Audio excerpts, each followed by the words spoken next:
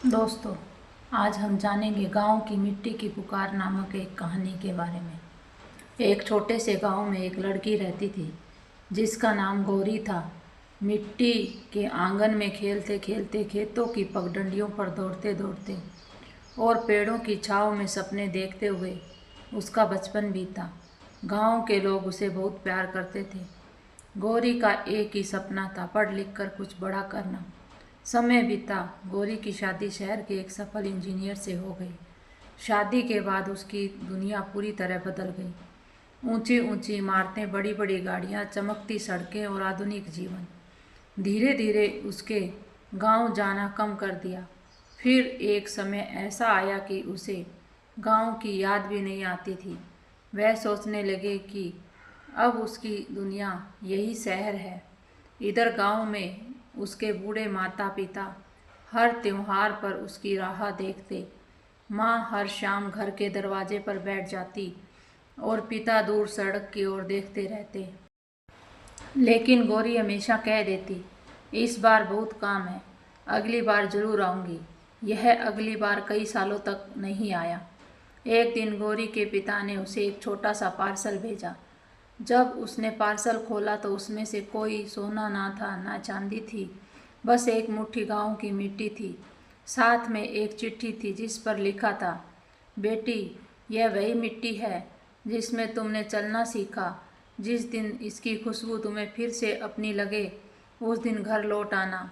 गौरी मुस्कुरा दी। उसे लगा यह तो बस मिट्टी है। उसने यह डिब्बा अलमारी में रख दिया। कुछ महीनों बाद उसके पिता का निधन हो गया। खबर सुनते ही बरसों बाद गौरी गांव पहुंची। घर वही था, आंगन वही था, पेड़ वही था, लेकिन दरवाजे पर खड़े होकर मुस्काने वाले पिता अब नहीं थे। माँ की आंखों में खुशी नहीं, सिर्फ इंतजार की थकान थी। रात को गौरी अपने पुराने कमरे में गई। अलमारी में रखा वही मिट्टी का डिब्बा उसे याद आया। उसने उसे खोला। जैसे ही मिट्टी की खुशबू उसके चेहरे तक पहुंची, उसके बचपन की सारी यादें एक एक करके लौट आई। उसे याद आया कैसे पिता ने उसे पहली बार स्कूल छोड़ा था, कैसे माँ ने बारिश में भीगकर उसके लिए खाना बनाया था, कैसे पूरे गांव ने उसकी शादी में उसे बेटी नहीं, अपनी इज्जत समझकर विदा किया था। उसकी आंखों में आंसू रुकने का नाम नहीं ले रहे थे। वह पूरी रात रोती रही। सुबह उसने गांव की गलियों में घूमना शुरू किया। एक बुजुर्ग मिले। उन्होंने कहा, बेटी, शहर इंसान को बड़ा बना सकता है, लेकिन अपनी जड़ों से दूर कर दे तो वह अंदर से छोटा हो जाता है। यह शब्द गौरी के दिल में उतर गए। उसने फैसला किया कि अब वह हर महीने गांव आएगी।